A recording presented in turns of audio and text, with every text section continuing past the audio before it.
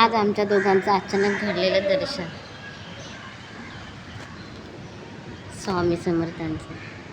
किती दिवस मला स्वामींच्या मठात यायचं होतं, कारण माझे गुरुवारचे पण उपवास असतात, पण ह्याला गुरुवारी अदर दिवशी कधी सुट्टी नसते, फक्त संडेला सुट्टी असते.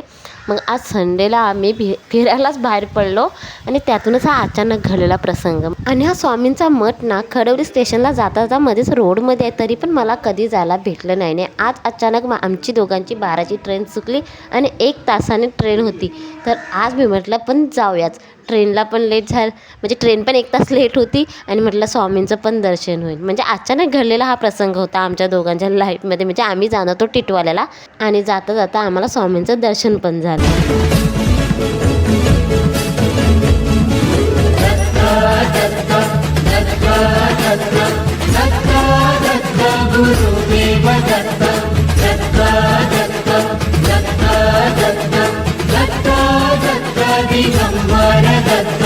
अवधूत चिंतन गुरुदेव दत्त गुरु. आणि तिथे खाली ना स्वामींच्या गाभाऱ्याच्या म्हणजे स्वामींच्या मूर्तीच्या खाली श्रीराम, श्री लक्ष्मण आणि सीतामाता यांची मूर्ती आहे. म्हणजे बाहेरूनच बोगद्यासारखं खाली जायचंय. म्हणजे ते एक प्रकारचं गुफेसारखंच आहे, पण मंदिर मूर्ती खूप मस्त आहे. आम्ही दर्शन करून निघालो. मंदिराबाहेर खूप जागा पण आहे आणि वातावरण पण खूप मस्त आहे. आणि समोरच महाप्रसाद पण दिला जातो. तिकडे समोरच लिहिलेला आहे महाप्रसाद तिथे.